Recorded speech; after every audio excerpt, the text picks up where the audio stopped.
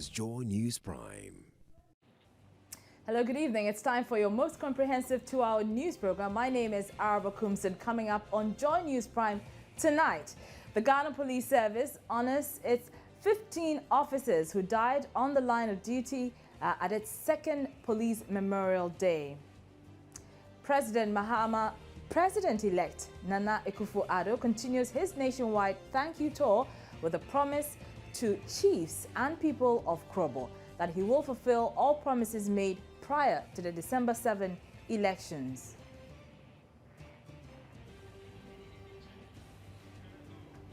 Owner of the Obinfo Hospital at Weja near Accra, Dr. Dominic Ando, questioned by police following accusations by the Ghana Medical and Dental Council that he is not a certified surgeon and is practicing his profession illegally. And coming up in business tonight, Deputy Government Statistician announces third quarter year-on-year GDP growth rate goes up by 4% by the end of September 2016. Also in the bulletin, residents of the Upper West Regional Capital adjust their lifestyle to suit the intense harmattan in the area. Details of these plus sports, entertainment and more coming up. Joy News Prime is also live on DSTV, GoTV and across Europe on ABN Television.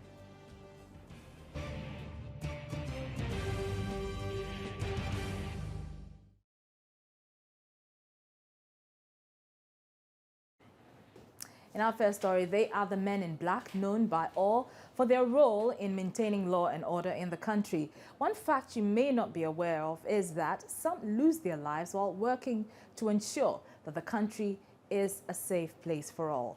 I'm talking about the Ghana Police Service. The service Wednesday organized the second edition of the Police Memorial Day in honor of 15 officers who passed on while serving the nation.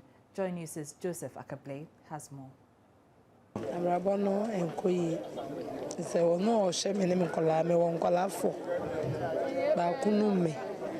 That was Erica Lumo, mother of 4, whose husband, one Corporal Humphrey, is one of the 15 honored on this day. With sad look, she uttered the words that translate as, quote, "Life is not well. He's the one who used to provide for myself and the children. We have 4 children," unquote. The occasion was to celebrate 15 policemen with a special mention of one Superintendent Salifo Dagati, who took bullets aimed at Ghana's first president, Dr. Kwame Nkrumah, leading to his death.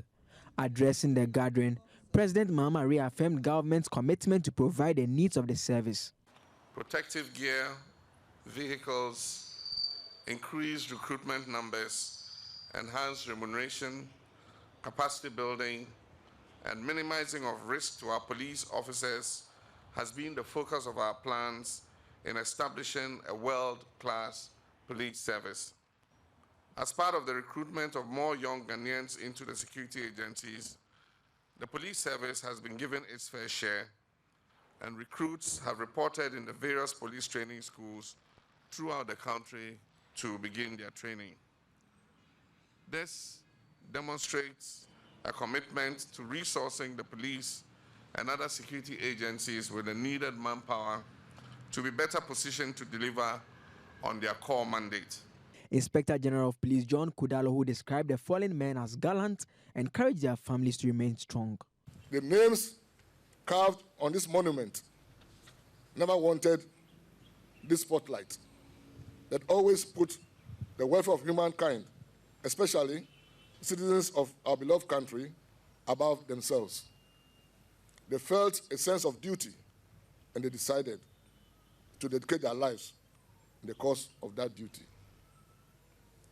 Our heartfelt condolences pour out to the families of these valiant and gallant men who are fallen today as heroes. I know it has not been that easy, but just take heart and be rest assured that the good Lord is in control. But what does the service provide for the families? Superintendent Cephas Arthur is the Public Affairs Director of the service. You first have the various compensation package that we have in our statutes. The workman compensation, which is paid to every police officer who sustains injury or sustains a permanent injury, maiming, or dies in the course of performing duty, you are paid workman's compensation. That is determined by the government or determined by the state. Then you are also given full military burial. Is that occasionally some of these people, a selected number of them, are also honored posthumously. The Memorial Day, which is commemorated on the third Friday of November, delayed this year to enable the president partake. Now, owner of the Obengfo Hospital at Weja near Accra, Dr. Dominic Ando, has been questioned by police Wednesday following accusations by the Ghana Medical and Dental Council that he is not a certified surgeon and is practicing his profession illegally. Joint news sources at the Criminal Investigations Department of the Police Service say he was questioned by authorities there today. Dr. Ando became infamous following reports by Joint News' Seth Kwame Boateng and Manasseh Azuria-Wini about botched surgeries at his hospital in Weja. Since then, it's been multiple cases of legal action. There have been multiple cases of legal action as well as cases filed at the Medical and Dental Council against him. The results of those investigations are yet to be made public, but Registrar of the Medical and Dental Council, Dr. Eli Achikpi, tells Joy News their investigations about Dr. Ando's activities reveal several complaints about complications resulting from surgeries conducted at his facility. Dr. Achikpi is asking the police to process him before court. So apart from... Yes, sir. Yeah, if I may quote, the section 35, 2 and 3 of the Health Professions Regulatory Bodies Act.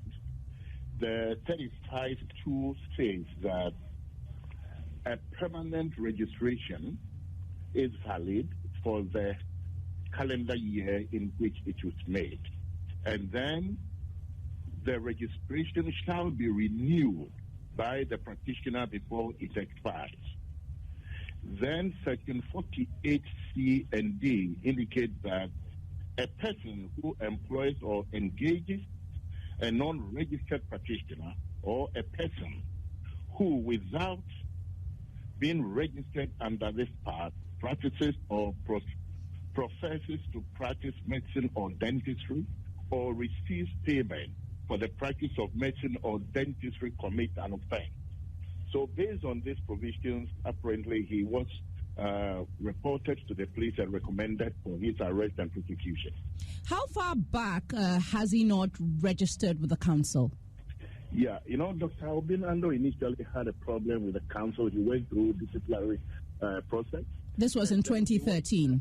Yeah, it was in 2012. And then he was suspended for 3 years. But our regulations, once an individual goes through a disciplinary process and then the sanctions are meted up to the person and the person files an appeal, it becomes a stay of execution. And since then, Ando had not renewed his registration to practice. So that appeal is still pending, is that it? Well, you see, yeah, the appeal process is still pending. But, you know, with our appeal, with the process, there is a stay of execution. It means that as though nothing had happened. So he would still... So would he then be required to register nonetheless? Oh, definitely. I mean, if there's a stay of execution, it means that you are back to square one. And therefore, you are there as a practitioner, registered and recognized, and you need, therefore, to renew your registration.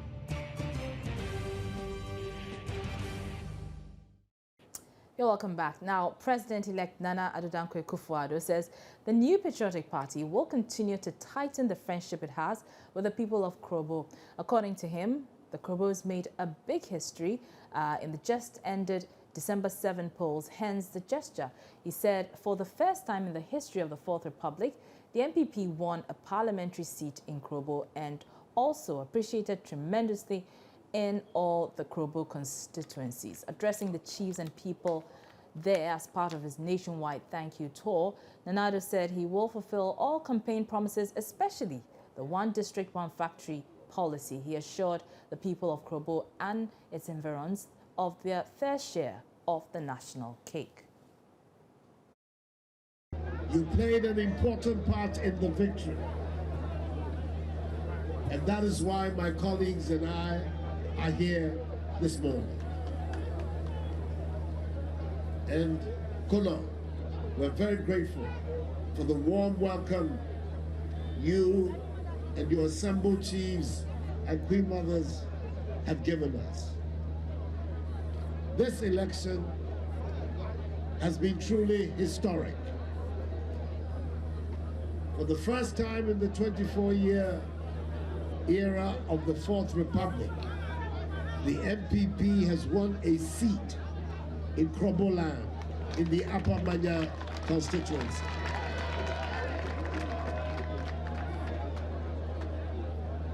For the people who gave Ghana the words of change in 2016, 2000, Wamachakimi.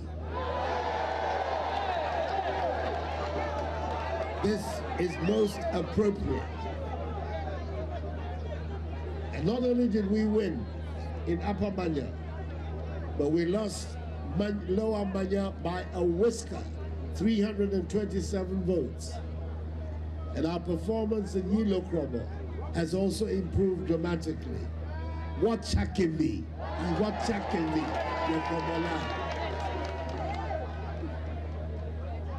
And all this is testimony to the fact that the MPP and the Krobo state are going to open a new page of cooperation and friendship that will allow us to develop the area rapidly. Let me assure you that the pledges I made, particularly the one district, one factory pledge in the course of my campaign, are going to be fulfilled to the letter.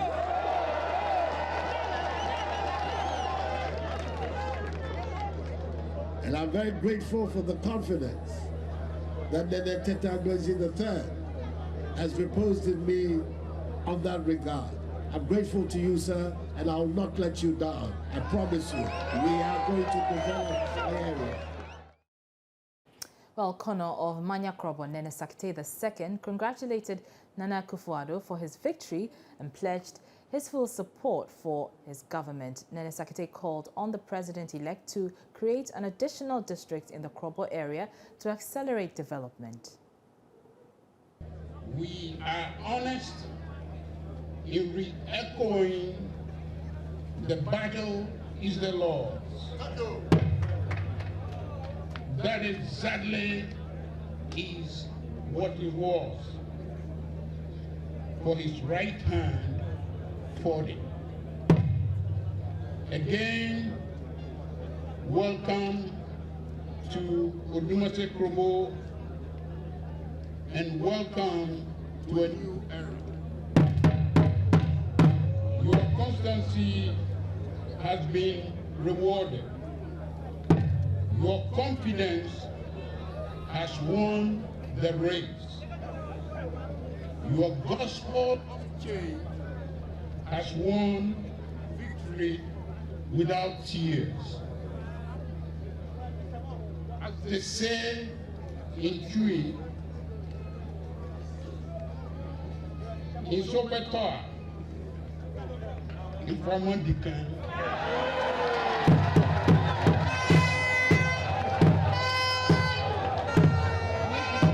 all can see them Framon coming.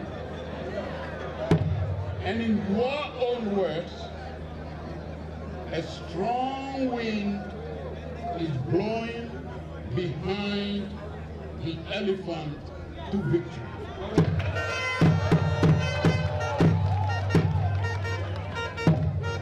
It wouldn't have been anything else. The new wind is an assurance of peace, togetherness, oneness, advancement, sustaining infrastructure, eradication of corruption, and will plant all that will lead to a better Ghana.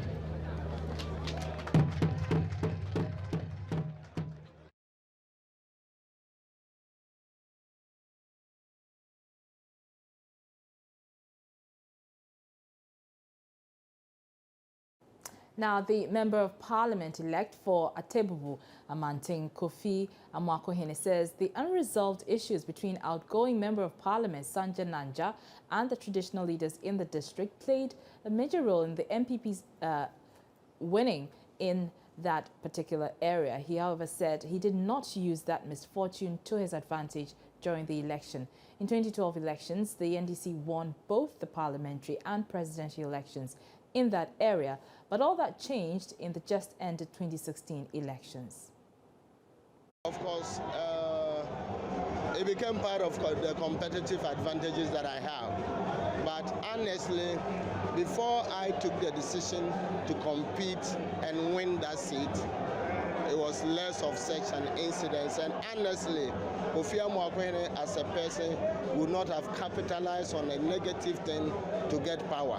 So in my campaign trail, I never mentioned such incident because in Akan, we have a saying that Obi did do a Hina temna one take, that's a whole cocan, did not them. And the Queen Mother was my grandmother, the traditional setting. I'm also an indigene.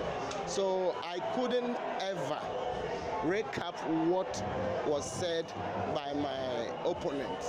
So I didn't use it, but there is no doubt that it got people offended, and at least I cannot say no to that. It was part of it, but all things work together.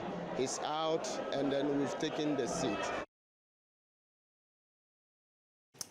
Mr. Amoako said the needs of the people in Atebubu Amantin are basic. They include water and good roads.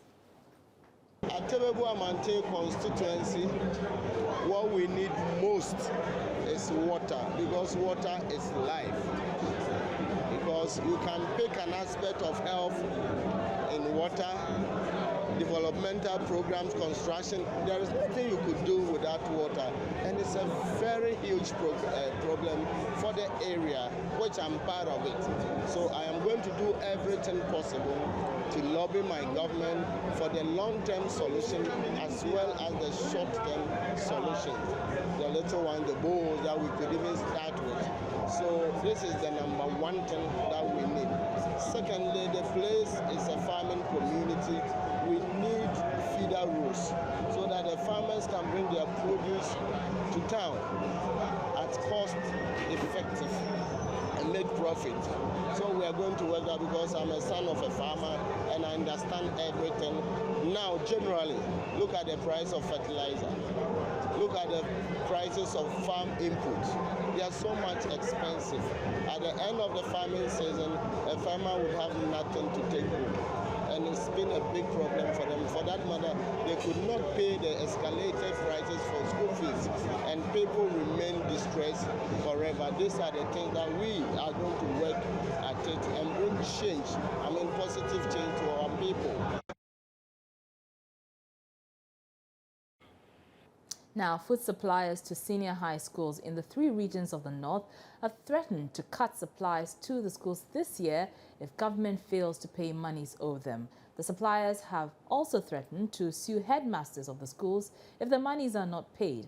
They have not been paid for 3 terms, heightening fears that schools in the northern, upper east and upper west will not resume when schools reopen early January. Northern Region correspondent Martina Bugri joins me on the line with more. Good evening to you, Martina. You've been speaking to the Parent-Teacher Association. What have they been telling you? Alhaji Abdul Malik